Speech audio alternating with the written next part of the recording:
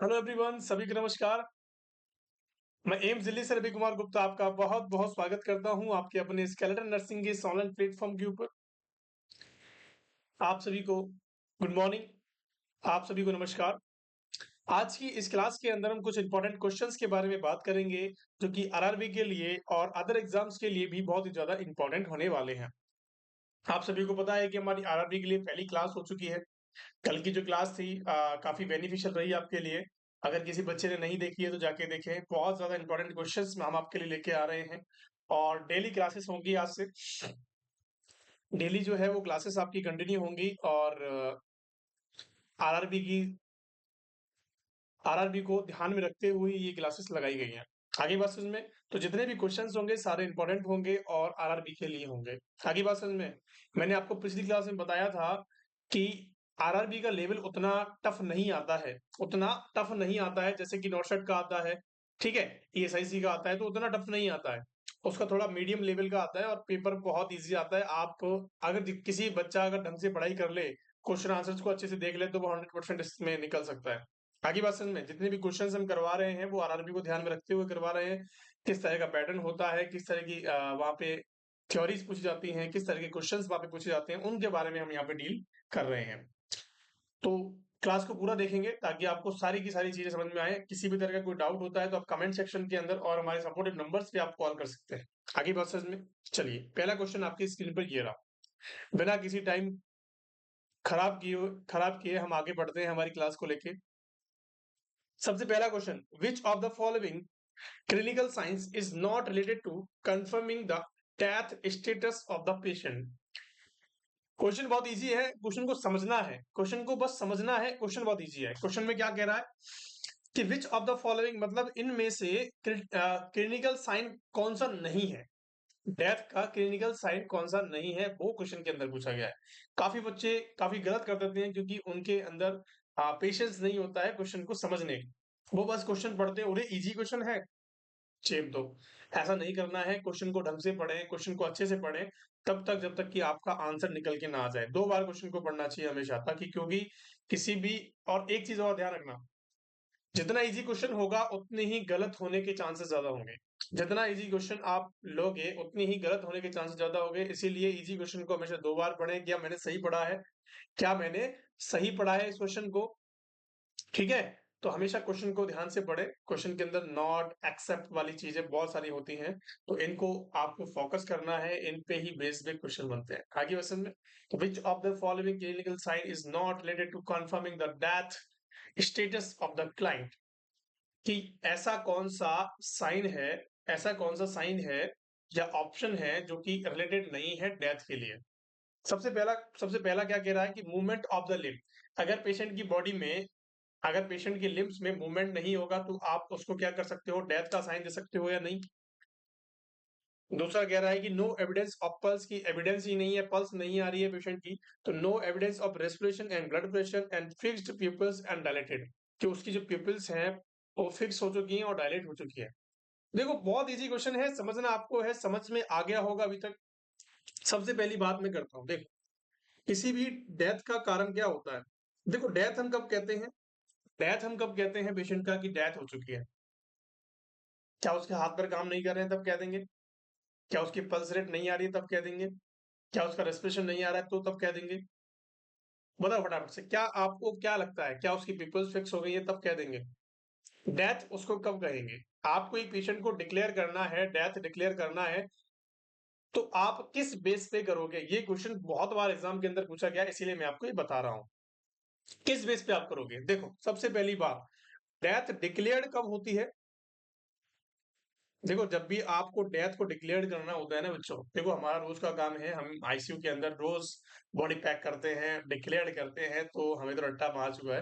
लेकिन आपको एक बात का ध्यान रखना है, कभी भी डॉक्टर जो होता है किसी भी एविडेंस के ऊपर नहीं जाता है, वो सिर्फ एक ही एविडेंस के ऊपर जाता है कि एसिस्टोल। एसिस्टोल का मतलब होता है पल्सलेस, या फिर हम कह सकते हैं फ्लैट लाइन आ जाना। मॉनिटर के अंदर ईसीजी वेव्स का नहीं आना, फ्लैट लाइन आ जाना क्या कहलाता है? क्या कहलाता है? ईसीजी जब भी आप पेशेंट की करवाओगे, अगर उसके अंदर फ्लैट लाइन देखने को मिल रही है, अगर उसके अंदर फ्लैट लाइन देखने को मिल रही है, इसका मतलब क्या हुआ कि पेशेंट डेथ हो चुकी है, पेशेंट की डेथ हो चुकी है, पेशेंट डेड हो चुका है। और इसी बेसिस पे आप क्या करोगे, इसी बेसिस पे आप क्या करोगे, उसको डिक्लेयर करोगे। अगर आपको ये रिदम ऐसी देखने को मिलती है, ऐसी अगर आप रिदम देखने को मिलती है तो कोई बात नहीं है, लेकिन आपको अगर फ्लैट देखने को मिलती है, इसका मतलब होती है फ्लैट लाइन आ चुकी है। और ईसीजी के अंदर अगर फ्लैट लाइन आती है तो 100% वो पेशेंट डेथ हो चुकी है उसकी। आगे बात समझ में, किसी भी टॉपिक पे नहीं जाना है, ना ही ऐसा नहीं करना है कि पल्स नहीं आ रही है पेशेंट की तो हम क्या करेंगे कि आपने पल्स चेक किया, पल्स नहीं है तो पेशेंट डेड हो चुका है। आपने रेस्पिरेशन चेक किया, आपने रेस्पिरेशन चेक किया, रेस्पिरेशन नहीं आ रहा है तो पल्स पेशेंट डेड हो चुका है। ऐसी सारी चीजों से बचे, इन चीजों को नहीं करना है। अगर आपको ऑप्शन में फ्लैट लाइन देखने की मिल रही है तो आपको 100% फ्लैट लाइन पे टिक करना है, 100% आपका सही जाएगा। ठीक है बच्चों, तो अब क्वेश्चन के अंदर क्या बता रहा है कि not related to confirming that, इसके अंदर किसी फ्लैट लाइन का जिक्र नहीं किया गया है, लेकिन इसके अंदर नॉट वर्ड का यूज किया गया है कि नॉट, कि कौन सा नहीं है। देखो, सबसे पहली बात मैं आपसे करता हूं कि अगर आपको पल्स नहीं देखने को मिल रही है तो हो सकता है डेथ हो सकती है, ठीक है। तो आप क्या करोगे, ईसीजी कर पाओगे पेशेंट की, ठीक है। मतलब आप इन चीजों को, ये लीड करती है चीजें, हम कह सकते हैं ये चीजें लीड कर रही हैं, ठीक है। No evidence of respiration, blood pressure, कोई ब्लड प्रेशर नहीं आ रहा है, उसका SpO2 नहीं आ रहा है, कोई रेस्पिरेशन नहीं है, उसकी पिपल्स डायलेट हो चुकी हैं, फिक्स हो चुकी हैं। तो ये सारी चीजें एविडेंस होती हैं, किस चीज को एविडेंस करती हैं, डेथ को। लेकिन ये मूवमेंट्स ऑफ लिम्ब ये नहीं करता है। ऐसा थोड़ी है कि जो पेशेंट, आपका जो पेशेंट है वो हाथ पैर नहीं हिला रहा है तो उसका मतलब वो डेथ हो चुकी है, नहीं। पेशेंट पैरालिसिस भी हो सकता है, ठीक है। पेशेंट पैरालाइज भी हो सकता है, पेशेंट का मन नहीं हो, पेशेंट का मन नहीं हो हाथ पैर हिलाने का। तो बहुत सारी चीजें हैं, तो लिम्ब पे कभी नहीं जाना है, हमें इन चीजों पे ही जाना है, वाइटल्स ऑर्गन पे जाना है। कहाँ जाना है, वाइटल ऑर्गन की तरफ जाना है। अगर आपसे कोई एक ही वर्ड में पूछे कि death declared, death declared by, तो आपको बता देना है, क्या बताना है, ईसीजी में फ्लड लाइन आ जाना क्या कहलाता है। क्या क्या कब करेंगे डेथ डिक्लेयर को, डेथ को डिक्लेयर कब करेंगे, ईसीजी के अंदर फ्लैट लाइन आ जाती है तब हम क्या करते हैं, डेथ को डिक्लेयर करते हैं। क्या मेरी बात समझ में आ गई। कभी किसी भी क्वेश्चन को गलत नहीं करना है, क्वेश्चन को समझना उसके बाद पढ़ना, ठीक है। चलिए दूसरा क्वेश्चन क्या कहता है, दूसरा क्वेश्चन कह रहा है कि ए ड्रग,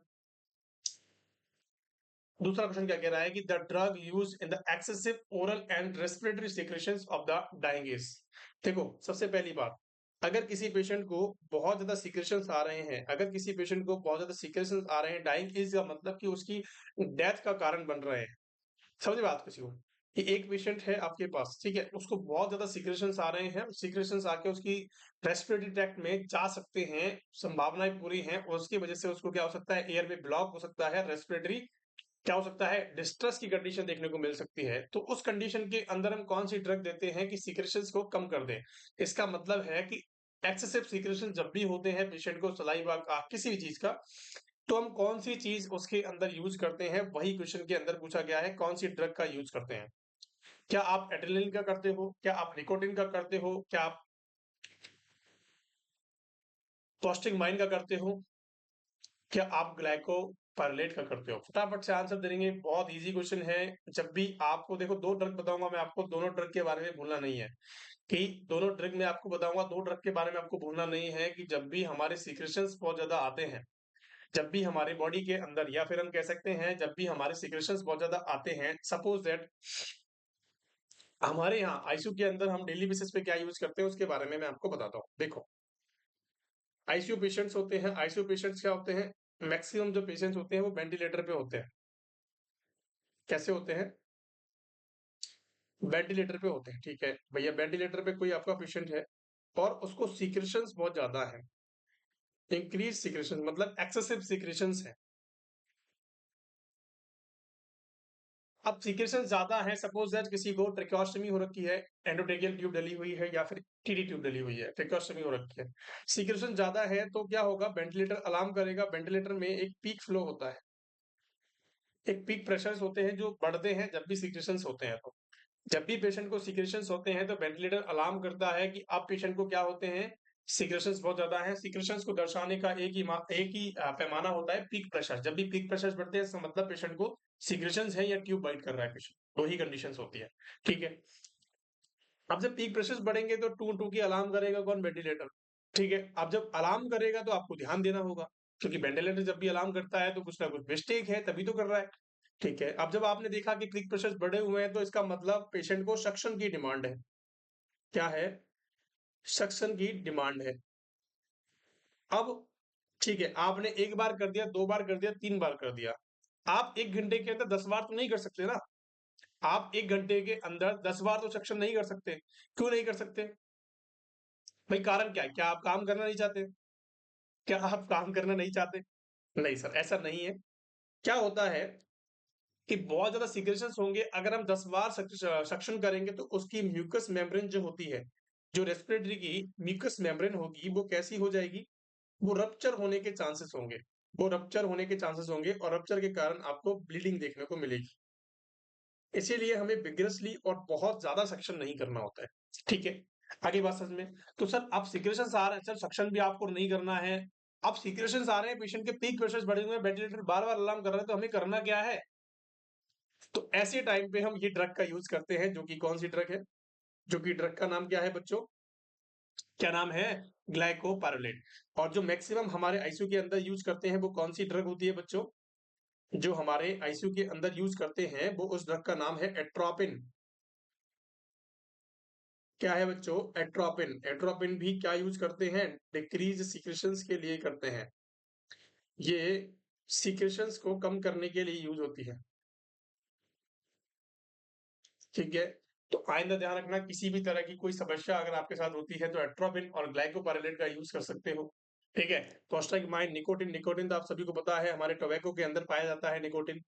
ठीक है, एड्रेनलिन का यहाँ पे कोई रोल नहीं है, ना ही प्रोस्टाग्लैंडिन का रोल है। क्या मेरी बात समझ में आई आप सभी को? नहीं आई? मैंने आपको क्या बताया, जब भी पेशेंट के अंदर सीक्रेशंस होते हैं तो हम एडीआर वाला नैब, सॉरी एट्रोपिन वाला नैब देते हैं, नेबुलाइजेशन लगा देते हैं। देते हैं नहीं देते हैं कि सर बहुत बढ़िया। इसीलिए प्रैक्टिकल नॉलेज बहुत जरूरी होती है। ठीक है, इसलिए प्रैक्टिकल नॉलेज बहुत जरूरी होती है, क्योंकि टर्मिनली रेस्पिरेटरी डिस्ट्रेस होने के चांसेस बहुत ज्यादा होते हैं। इसीलिए हम क्या करते हैं, ग्लाइकोपारोलेट या एट्रोपिन का इंजेक्शन देते हैं, या फिर हम कह सकते हैं इन ड्रग का यूज करते हैं सीक्रेशंस को कम करने के लिए। आगे बात समझ में? चले अगले क्वेश्चन की तरफ। बहुत बढ़िया। अगला क्वेश्चन आपकी स्क्रीन पर ये रहा। क्वेश्चन को पढ़े, ध्यान से पढ़ेंगे। The legal definition of death, the legal definition of death that facilitate organ donation, organ donation. The legal definition of death, कि लीगल डेफिनेशन क्या है डेथ की, and that facilitate organ donation done pertain, organ donation done pertain, क्या है? Done pertain of the cessation, to the cessation of, किस चीज का caseation होने पे हम ऑर्गन डोनेट कर सकते हैं, इसके अंदर ये पूछा गया है। क्या आपका आंसर रहेगा? समझे कि आपको क्वेश्चन के अंदर पूछा गया है कि the legal definition, the legal definition की बात कर रहा है of death, legal definition of death that facilitate organ, organ donation pertain to the situation of, कि आप ऑर्गन डोनेशन कब कर सकते हो। देखो, डेथ बहुत टाइप की होती है। अगर कोई व्यक्ति नेचुरल डेथ हुई है, किसी व्यक्ति की नेचुरल डेथ हुई है, हम कह सकते हैं, हम कह सकते हैं कि अगर कोई बंदा 80 की उम्र में जाके मरा है, 80 ईयर्स की मतलब बुढ़ापे में जाके मरा है और नेचुरल तरीके से मरा है, क्या आप उसके ऑर्गन डोनेट कर सकते हो? क्या उसके ऑर्गन किसी के काम आएंगे? तो हम कहेंगे नहीं।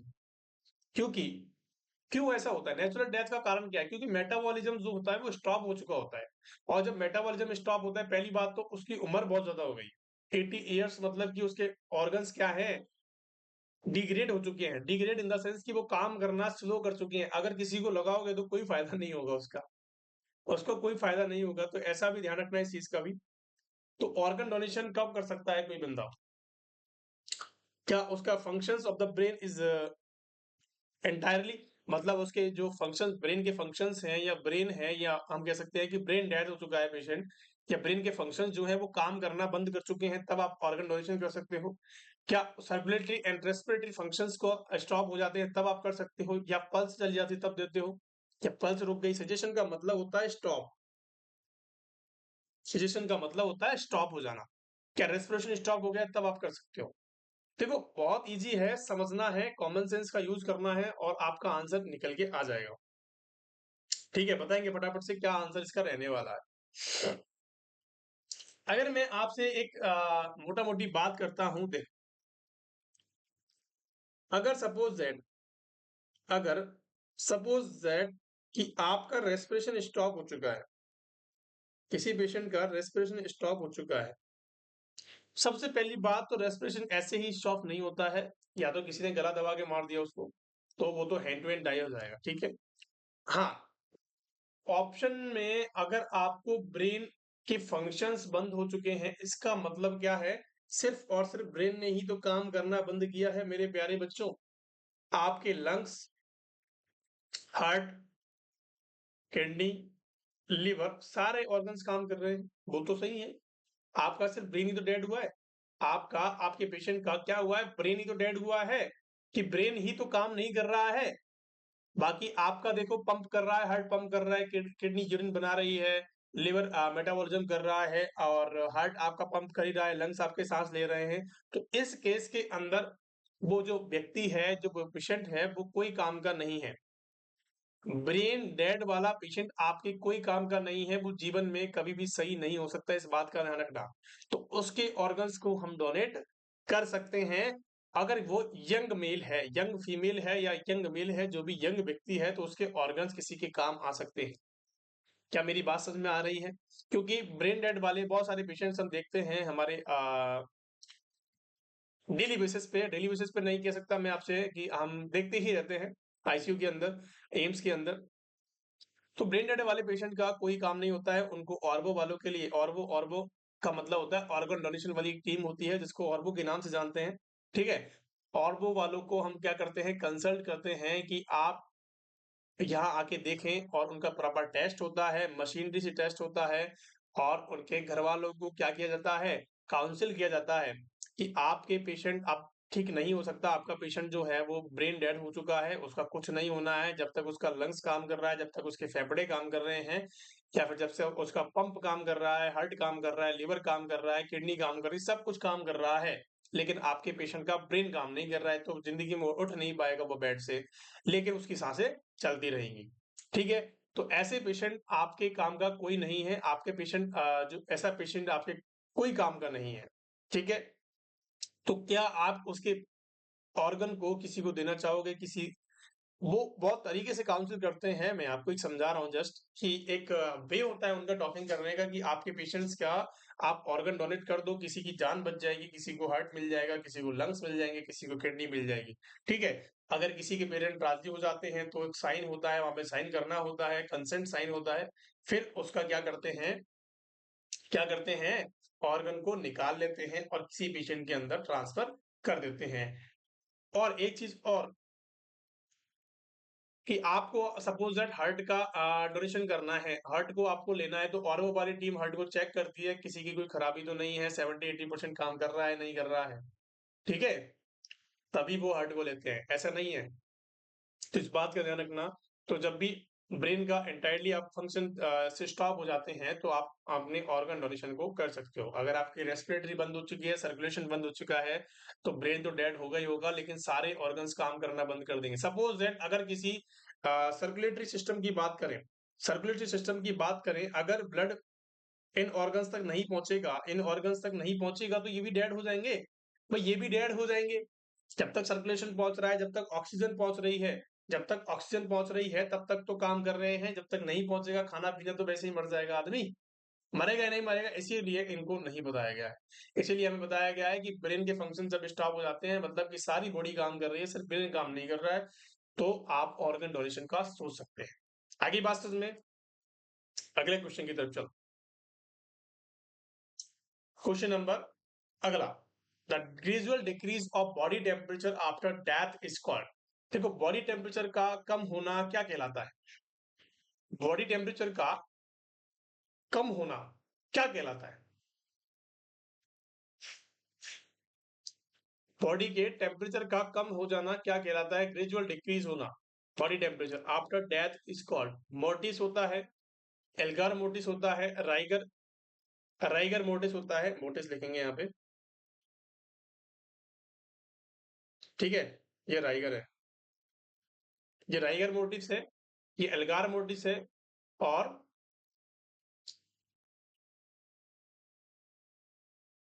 जहां पे कुछ टाइपिंग मिस्टेक हो गई है मैं आपको बता देता हूँ। देखो सबसे पहला होता है पेलर मोर्टिस, ठीक है, पेलर मोर्टिस हो गया, एल्गार मोर्टिस हो गया, राइगर मोर्टिस हो गया, और लीवर मोर्टिस हो गया।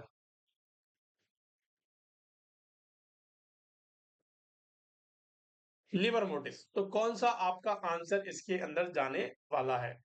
क्या आपका, देखो ग्रेजुअल डिक्रीज का मतलब क्या होता है? ग्रेजुअल डिक्रीज का मतलब क्या है कि स्टेप बाय स्टेप आपका जो टेम्परेचर है बॉडी का कम हो जाना। पेशेंट ठंडा हो जाता है, जब भी पेशेंट ठंडा होता है तो कौन सी स्टिफनेस की तरफ जाता है, कौन से मोर्टिस की तरफ जाता है? स्टेजेस ऑफ मोर्टिस है ये, पेशेंट के मरने के बाद ये कंडीशंस आपको देखने को मिलती है। तो अगर मैं टेम्परेचर की जब भी बात आती है आपको, तो आपको बताना है एल्गार मोर्टिस, क्योंकि एल्गार का मतलब ही टेम्परेचर होता है। क्या मेरी बात समझ में? एल्गार का मतलब क्या होता है? टेम्परेचर। तो टेम्परेचर जैसे ही डाउन होता है तो उस कंडीशन के अंदर क्या देखा जाता है? क्या देखा जाता है? एल्गार मोर्टिस देखा जाता है। आगे बात समझ में? आगे बात समझ में, इसके बारे में मैं आपको पूरी डिटेल देना चाहूंगा। सबसे पहले आपको एक आंसर मुझे देना पड़ेगा, एक क्वेश्चन का आंसर देना चाहिए। The discoloration of the discoloration that appear in the dependent area of the body after that is called the discoloration that appear in the dependent area। dependent area का मतलब क्या है बच्चों? डिपेंडेंट एरिया का मतलब है, जैसे किसी पेशेंट का हाथ लटका हुआ है, डेड बॉडी का हाथ लटका हुआ है, तो डिपेंडेंट एरिया क्या हो जाएंगे हमारे? ये उंगलियां हो जाएंगी। इनके अंदर जो कलर चेंजेस होता है, डिस्कलरेशन होता है आफ्टर डेथ, डेथ हो जाने के बाद, उस कंडीशन को हम क्या कहते हैं? क्या स्टिफ मोर्टिस कहेंगे, या राइगर मोर्टिस कहेंगे, या लिवर मोर्टिस कहेंगे, या एल्गार मोर्टिस कहेंगे? देखो सबसे पहली बात, अगर मैं आपसे करूं कि एल्गार मोर्टिस तो नहीं कहेंगे, क्योंकि एल्गार मोर्टिस तो टेम्परेचर को कहते हैं। ये बात समझ में आ गई? अगर मैं आपसे करूं कि स्टिफ मोर्टिस मतलब स्टिफनेस बॉडी के अंदर आती है, उसको कहते हैं। राइगर भी उसी को कहते हैं, ठीक है। तो बचा कौन सा?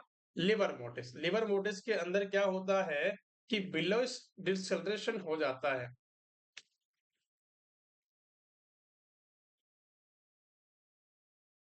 ब्लूइश डिस्कलरेशन आपको देखने को मिलता है। क्या मिलता है? ब्लू कलर के हैंड आपको देखने को मिलेंगे, जहां भी डिपेंडेंट एरिया होगा ब्लू कलर की नीली बॉडी पड़ जाएगी। आपने देखा होगा काफी दिनों के बाद। अगर नहीं देखा तो आप अपने जहां भी आप काम करते हो या काम करोगे तो वहां की मॉर्चुरी के अंदर जाके देख लेना कि पेशेंट की बॉडी जो होती है वो नीली पड़ जाती है। क्यों पड़ जाती है? उसका कारण भी होता है। तो उसका कारण भी होता है, उसके बारे में हम थोड़ा सा जान लेते हैं, कौन कौन सी चीजें यहाँ पे इफेक्ट करती हैं, कौन कौन सी चीजें क्या क्या होती हैं। ठीक है बच्चों, सबसे पहली बात अगर मैं आपसे करूं, सबसे पहली बात अगर मैं आपसे करता हूं कि भैया पहले कौन सा मोटिस होता है, अगर मैं आपसे सबसे पहली बात करता हूं तो सबसे पहला होता है पेलर मोटिस। कौन सा होता है मेरे प्यारे बच्चों? पेलर मोटिस। कौन सा होता है? पेलर मोटिस। अब पेलर मोटिस की हम बात करते हैं। पेलर मोटिस का मतलब क्या होता है? बॉडी का पीला पड़ जाना। बॉडी का पीला पड़ जाना क्या कहलाता है? पेलर मोटिस कहलाता है, ठीक है। अब ये सिंपल सी बात आपको समझनी है कि बॉडी का पीला कैसे पड़ता है। देखो बॉडी का ये स्टेज होती है first, first stage of mortis. ये इंपॉर्टेंट है बच्चों, ये इसलिए बता रहा हूं मैं आपको क्योंकि एग्जाम के अंदर इससे क्वेश्चन आते हैं, ठीक है। तो फर्स्ट स्टेज ऑफ मोर्टिस कौन सी होती है? पेलार स्टेज, पेलर स्टेज, ठीक है। ये with in 15 minute, with in 15 minutes of death आपको पीलेपन पे बॉडी देखने को मिल जाएगी, ठीक है बच्चों।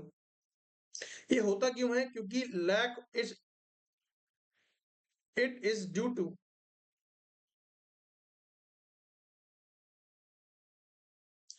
It is due to lack of capillary perfusion.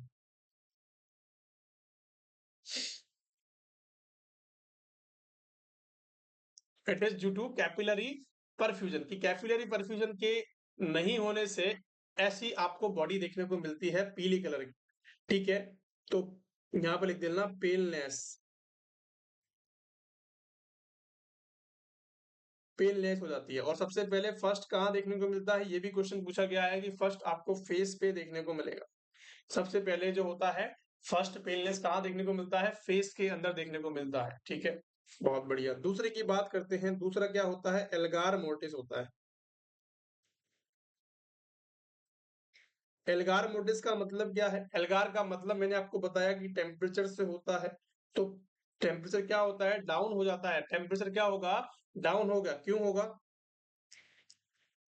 Decrease temperature of body after death. क्यों होगा, ये कॉमन सेंस है। Due to stop metabolism, stop metabolic process. भाई जब तक मशीन चल रही थी जब तक चल रही थी, जब स्टॉप हो गई तो टेम्परेचर भी कम हो जाएगा। आगे बात समझ में। ऐसा कब देखने को मिलता है आपको, ऐसा आपको देखने को मिलता है, इट स्टार्ट फ्रॉम, ऐसे लिखो, it start from 1 hour after death. ठीक है, इसको बोलते हैं कूलिंग ऑफ बॉडी।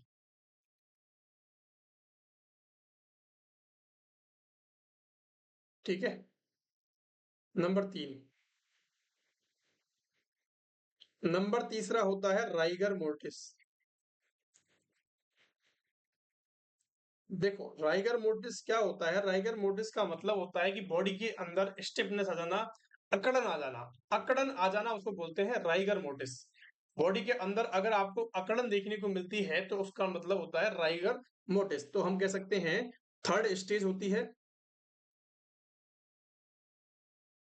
ठीक है, थर्ड स्टेज होती है, और हम कह सकते हैं स्टिफनेस और रिजिडिटी ऑफ बॉडी। ठीक है, मतलब कि बॉडी का रिजिड हो जाना या फिर हम कह सकते हैं स्टिफ हो जाना क्या कहलाता है, राइगर मोर्टिस कहलाता है। क्या मेरी बात समझ में आई आप सभी को, आई या नहीं आई, बहुत बढ़िया। ऐसा कब होता है और क्यों होता है, ड्यू टू केमिकल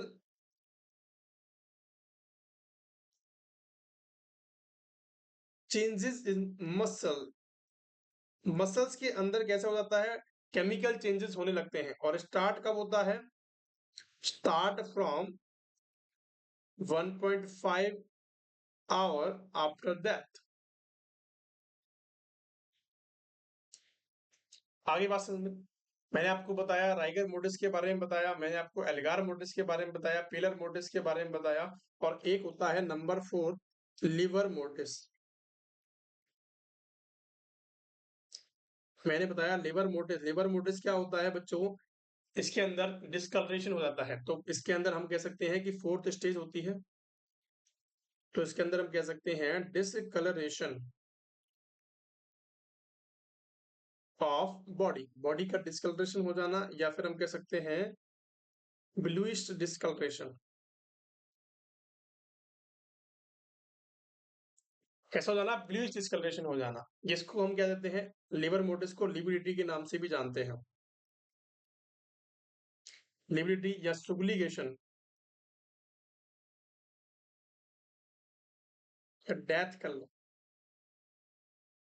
इन तीनों नामों से आपसे किसी भी नाम से पूछा जा सकता है क्वेश्चन। इन चारों के बारे में आपको समझ में आया नहीं आया बच्चों, ये बहुत इजी है और इनको समझना भी बहुत इंपॉर्टेंट है, क्योंकि यहां से क्वेश्चन पूछे जाते हैं।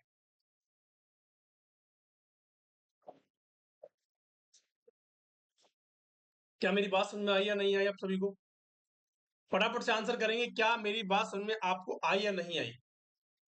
मैंने क्या बताया कि सबसे पहले मैंने आपको बताया पेलर मोटिस, पेलर की मतलब होता है पीली पड़ जाती है बॉडी। बॉडी क्या पीला पड़ जाना क्या कहलाता है? पीला, पेलर मोटिस कहलाता है। पेलनेस हो जाती है, फेस पे देखने को मिलती है सबसे पहले 15 मिनट के बाद देखने को मिलती है। क्यों होती है? क्योंकि कैपिलरीज के अंदर परफ्यूजन जो है वो खत्म हो जाता है। दूसरी होती है एल्गार मोटिस, ये स्टेप बाय स्टेप है बच्चों ध्यान रखना। दूसरी होती है एल्गार मोटिस, उसके बाद बॉडी का ठंडा पड़ता है क्योंकि मेटाबॉलिज्म स्टॉप हो चुका है। मशीन चल रही थी तब तक गर्म थी, रुक गई तो ठंडी हो जाएगी, ठीक है। तो कूलिंग ऑफ द बॉडी इसको बोलते हैं। और हम कह सकते हैं कि 1 आवर के बाद चालू हो जाता है। दूसरी बात करते हैं राइगर मोटिस की। राइगर मोटिस कब चालू होता है? 1.5 घंटे के बाद चालू होता है। रिजिडिटी इसको बोला जाता है, केमिकल प्रोसेस के चेंजेस होने के कारण ये देखने को मिलता है। रिजिडिटी का मतलब आप सभी को पता है, कड़कनेस हो जाना। और एक होता है लिविडिटी। लिविडिटी या लिवर मोटिस, लिवर मोटिस का मतलब होता है डिस्कलरेशन से। जब भी डिस्कलरेशन आपकी बॉडी में देखने को मिलेगा तो ये कंडीशन आपको देखने को मिल जाएगी। आगे बात समझ में? चलिए अगला क्वेश्चन आपकी स्क्रीन पर ये रहा। अगला क्वेश्चन क्या कहता है? क्वेश्चन को ध्यान से समझे और पढ़े। Palliative surgery is done, palliative surgery is done. तो पैलिएटिव सर्जरी क्या है? क्यों करते हैं पैलिएटिव सर्जरी? पैलिएटिव सर्जरी क्यों करते हैं? फटाफट से आंसर करेंगे, क्या आपका आंसर रहने वाला है? क्या आंसर रहेगा? Palliative surgery to remove the disease. क्या करेंगे? To remove the disease, disease को रिमूव करने के लिए पैलिएटिव सर्जरी करते हैं। To reduce the intensity of illness, intensity को कम करने के लिए हम कम करते हैं। इम्प्रूव द सेल्फ कॉन्सेप्ट, कि सेल्फ कॉन्सेप्ट को इंप्रूव करने के लिए। To confirm the diagnosis, diagnosis को कंफर्म करने के लिए हम पैलिएटिव सर्जरी देते हैं। पैलिएटिव केयर बोल सकते हैं, पैलिएटिव सर्जरी बोल सकते हैं, दोनों ही सेम बात है, दोनों का सेम मतलब है एक्चुअली। देखो पैलिएटिव सर्जरी क्या होती है, देखो सिंपल सी अगर मैं बात करूं आपसे, पैलिएटिव सर्जरी का मतलब क्या है? इसका मतलब होता है, इसको सीधे भाषा में समझेंगे, सीधे भाषा में, आसान भाषा में, देसी भाषा में समझेंगे। पैलिएटिव सर्जरी का मतलब क्या है? सपोज दैट ऐसी कोई पेशेंट को डिजीज हो चुकी है जो इनक्योरेबल है, जैसे कि कैंसर की बात कर सकते हैं।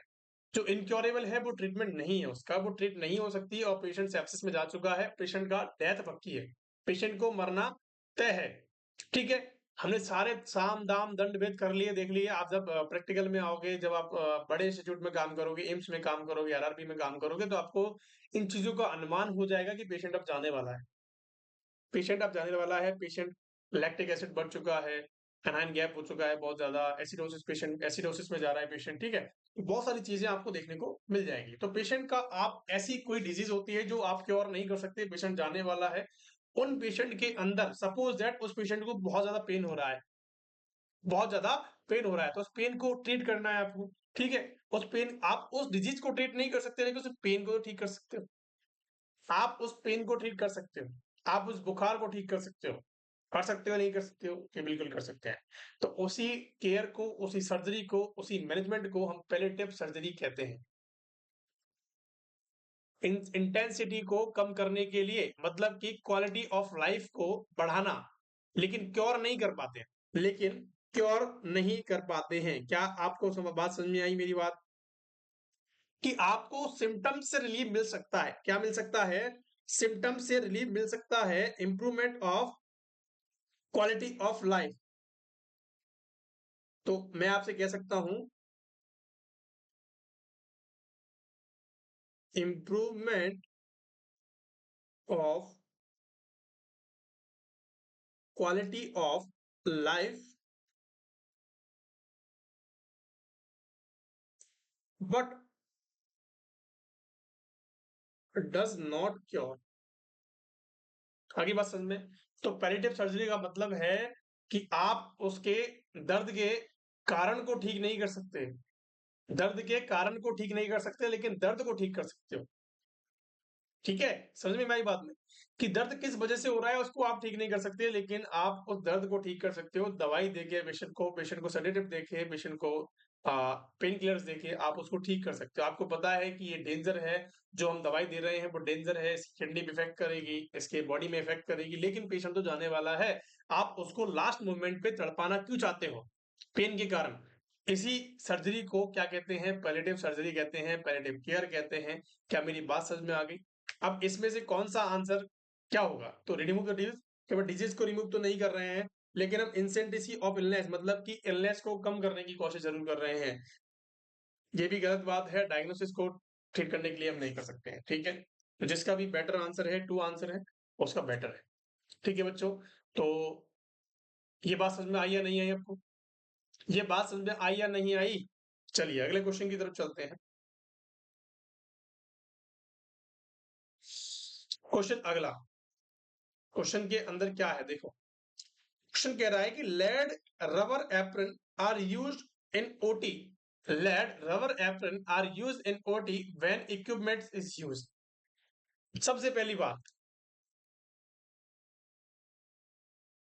लेड एप्रॉन जो होती है ना बच्चों, वो क्या काम आती है? लेड एप्रॉन क्या है? ये हमें, जो हमारी गामा रेज होती हैं, गामा रेज होती हैं या फिर एक्स रेज होती हैं, उनसे बचाने में हेल्प करती हैं, उनसे बचाने में हेल्प करती हैं लेड एप्रन। आपने देखा होगा, अगर आप कहीं एक्सरे करवाने गए होंगे, देखो अपने गांव के अंदर आप जाओगे तो वहां पे तो कोई जुगाड़ नहीं होता है, लेकिन जब भी आपने एक्सरे वाले टेक्नीशियन को देखा होगा, वो एक जैकेट सी पहन के रखते हैं, उसको बोलते हैं लेड एप्रन, ठीक है, उसको बोलते हैं लेड एप्रन। वो क्या काम आती है? वो क्या काम आती है, एक बात बता दूं, इसकी ये बहुत भारी होती है, इसके अंदर कम से कम 5 से 6 किलो वजन होता है। इसके अंदर कम से कम 5 से 6 किलो, मैं अंदाज से बता रहा हूँ, ज्यादा ही होता हो, क्योंकि मैंने एक बार पहन के देखी थी, हमारा आईसीयू में लगी होती है, आईसीयू आईसीयू में रखी होती है, तो मैंने एक बार पहन के देखी थी, उसके अंदर इतना लगभग वजन होता है लेड एप्रिन के अंदर। और लेड एप्रिन को कब पहनते हैं? जब हम एक्सरे करते हैं या फिर ऐसी कोई चीज हम कर रहे हैं जिससे हमें क्या मिल रहा है, रेडिएशंस मिल रहे हैं। तो रेडिएशंस तो डायरेक्ट हमारी बॉडी में नहीं टच होते हैं, रेडिएशंस को ये एब्जॉर्ब कर लेते हैं या फिर रिफ्लेक्ट कर देते हैं, ठीक है। इसीलिए इसको बनाया गया है, क्योंकि एक्सरे तो जो जो भी बंदा एक्सरे करेगा वो तो पास रह के करेगा, क्यों करेगा नहीं करेगा, तो उसकी सेफ्टी का क्या पर्पस है? एक्सरेज हमारी क्या करती है, कैंसर का कारण बन सकती है, आप सभी को पता है, ठीक है। उसकी सेफ्टी का, उसको सेफ्टी को ध्यान में रखते हुए लेड एप्रिन को बनाया गया है। और लेड एप्रिन से क्या होता है, वो अपनी सेफ्टी महसूस करता है। क्या मेरी बात समझ में आई है नहीं आई? बहुत बढ़िया। तो लेड एप्रिन क्या होती है, ओटी के अंदर जो यूज करते हैं, वो क्यों करते हैं, क्वेश्चन के अंदर ये पूछा गया है। सबसे पहली बात, इलेक्ट्रिक कॉटरी करते हैं तब यूज करते हैं, या वेंटिलेटर पे होता है पेशेंट तब करते हैं, या इमेज इंटेंसिफायर की तरफ यूज करते हैं, या पल्स ऑक्सीमीटर होता है तब करते हैं। देखो पल्स ऑक्सीमीटर वेंटिलेटर का तो कोई रोल नहीं है यहाँ पे। अब आपको बताना है दो के अंदर, इलेक्ट्रिक कॉटरी या फिर इमेज इंटेंसिफायर। इमेज इंटेंसिफायर का मतलब क्या है? इमेज लेना, इंटेंसिफायर इमेज लेना। इमेज का मतलब का फोटो कब लेते हो, फोटो किससे लेते हो आप? आपको अगर इंटरनल फोटो चाहिए तो कैसे लोगे? एक्सरे से लोगे, एक्सरे से लोगे, ठीक है। एक्सरे करवाना पड़ेगा, सीटी स्कैन, एमआरआई वगैरह जो भी कंडीशंस हैं, वो सारी आपको करवानी पड़ेगी। इसीलिए हम क्या करें, इमेज इंटेंसिफायर से हम क्या करेंगे, बचने के लिए हम ओटी के अंदर लेड एप्रिन का यूज करेंगे। आगे बात इसमें, ओटी ही नहीं, आईसीयू के अंदर, वार्ड के अंदर, कहीं भी आप जाके देख लो, आपको जो टेक्नीशियंस होते हैं वो आपको क्या देखने को मिलेंगे, लेड एप्रिन को पहने हुए देखने को मिलेंगे। आगे बात समझ में, क्या मेरी बात समझ में आई या नहीं आई आप सभी बच्चों को? बहुत इजी सवाल है, बस समझने की आपको देरी है। फटाफट से आंसर करेंगे इस बात का भी। क्वेश्चन के अंदर क्या बताया गया है, क्वेश्चन के अंदर ये देखो, the thoroughly washing of hand, thoroughly washing of hand and forearm before surgery with soap and disinfectant solution is known as, उसको क्या बोलते हैं, उसको क्या बोलते हैं मेरे प्यारे बच्चों? क्या आप स्क्रबिंग बोलेंगे, क्या आप रबिंग बोलेंगे, क्या आप वॉशिंग बोलेंगे, क्या आप स्क्रैपिंग बोलेंगे? क्या आप बोलना चाहेंगे, बताएंगे फटाफट से, क्या आंसर रहेगा? देखो, मैं आपसे एक बात करता हूं, सपोज दैट आपको क्या करना है, देखो क्वेश्चन के अंदर क्या पूछा गया है, क्वेश्चन के अंदर चीजें कुछ अलग हटके पूछी गई है कि आप हाथ धो रहे हो, अपने फोर आर्म को धो रहे हो बिफोर सर्जरी। एक तो ये पकड़ लिया हमने, बिफोर सर्जरी, सर्जरी से पहले आप ये काम कर रहे हो, ठीक है। एंड विद सोप और डिसइंफेक्टेंट, सोप एंड डिसइफेक्ट इन्फेक्टेंट, डिसइंफेक्टेंट से आप हाथ धो रहे हो, आल्सो नोन एज, क्या करेंगे सर्जरी से पहले आपको अगर डिसइंफेक्टेंट से हाथ धोना है, तो अब क्या करोगे मेरे प्यारे बच्चों, उसको बोलते हैं स्क्रबिंग, उसको बोलते हैं स्क्रबिंग। आई बात समझ में? उसको क्या बोलते हैं? स्क्रबिंग बोलते हैं, ना ही रबिंग बोलेंगे। Rubbing is a part of technique, कि आप रब करते हो अपने हाथों को, आप अपने हाथों को रब करते हो, तब उसको बोलते हैं रबिंग। और रबिंग कब बोलते हैं? जब आपने आपने कभी आईसीयू में काम किया हो, आपने पेशेंट की चद्दर को ठीक किया, आपने छोटा सा कोई काम किया, आपने इधर उधर टच किया, तो आप क्या करते हो? सैनिटाइजर से रब कर लेते हो अपने हाथ, उसको बोलते हैं रबिंग।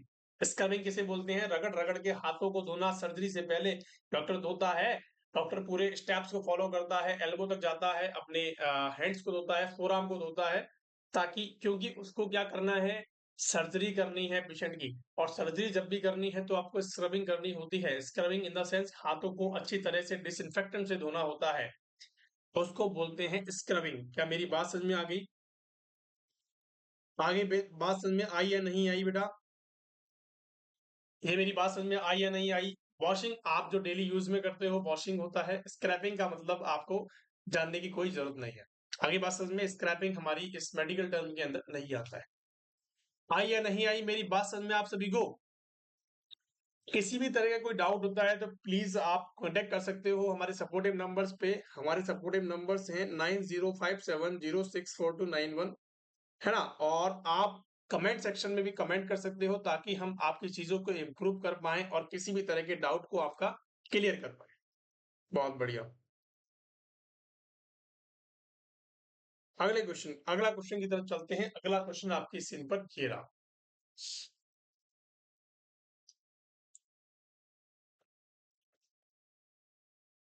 अच्छा, देखो, one of the primary function of a circulating nurse is operation theater। In the operation theatre के अंदर प्राइमरी नर्स इज टू क्या है? क्या आपका आंसर रहने वाला है one of the primary function of the circulating nurse? एक चीज बताता हूं मैं आपको, देखो, आपको आज एक चीज बताता हूं, देखो समझो। जब भी ओटी होता है, जब भी ऑपरेशन थिएटर के अंदर दो टाइप की नर्स होती हैं। एक होती है सर्कुलेटिंग नर्स,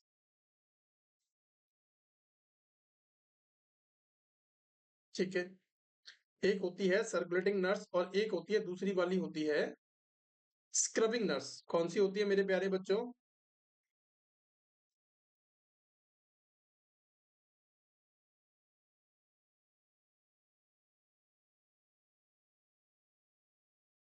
एक होती है सर्कुलेटिंग नर्स होती है और एक होती है स्क्रबिंग नर्स, या फिर हम कह सकते हैं स्क्रब नर्स होती है, ठीक है?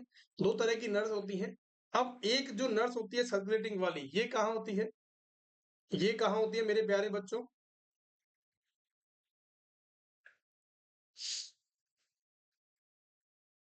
दैट नर्स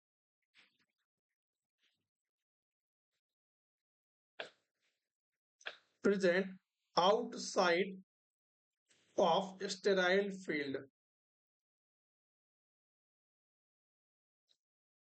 एक जो नर्स होती है वो कैसी होती है? स्टेराइल फील्ड के बाहर होती है, ठीक है? आपने स्टेराइल फील्ड का मतलब क्या होता है? जो इंटरनल ओटीज होते हैं, इंटरनल ओटी का मतलब जो कि अनस्टेराइल है। इंटरनल ओटी की बात कर रहे हैं, या फिर हम कह सकते हैं जो उस नर्स की बात कर रहे हैं जो कि अनस्टेराइल है, वो बाहर के काम कर सकती है।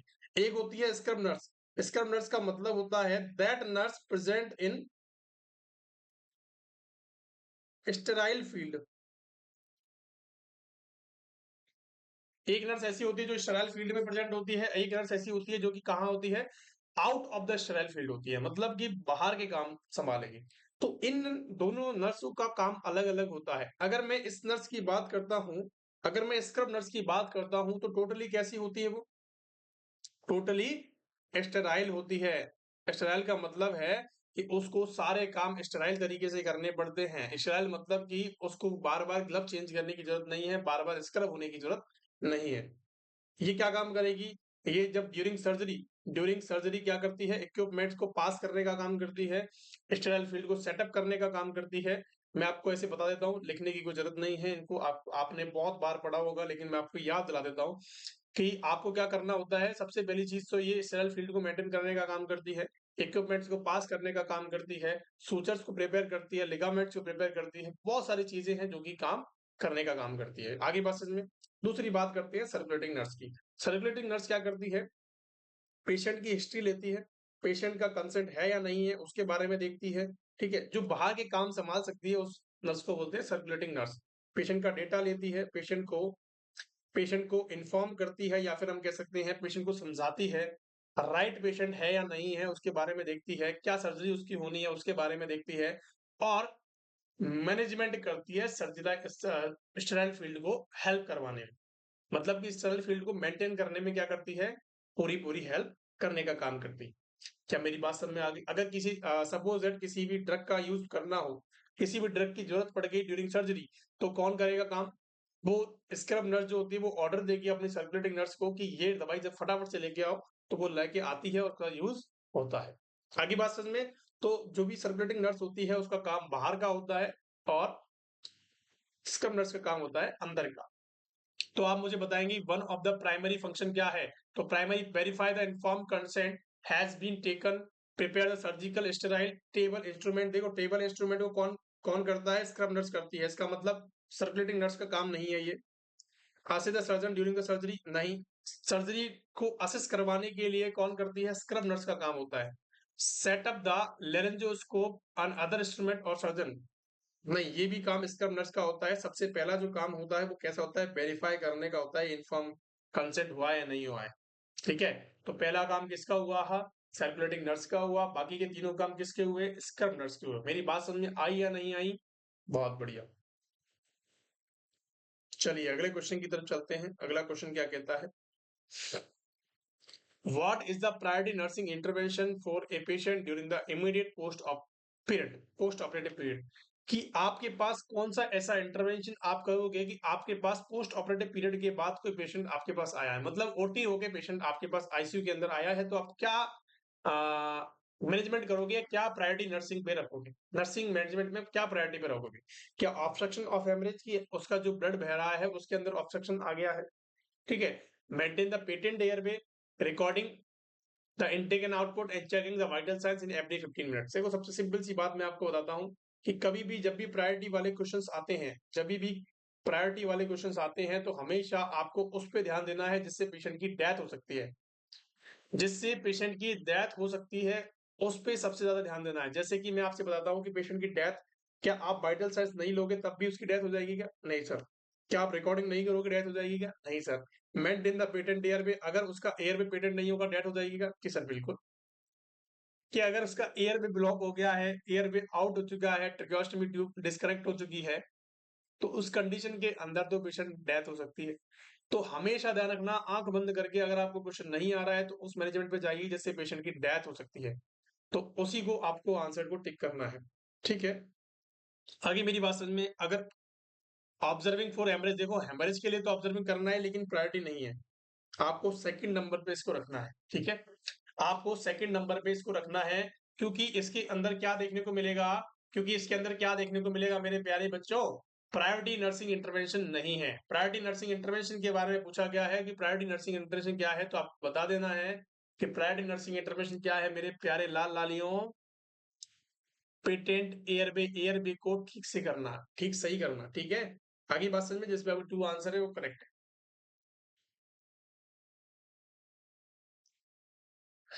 क्वेश्चन नंबर अगला क्या कहता है? Identify the wrong statement from the following. कि आपको गलत स्टेटमेंट ढूंढना है इनमें से कि कौन सा गलत स्टेटमेंट है, फटाफट से आंसर कर देंगे।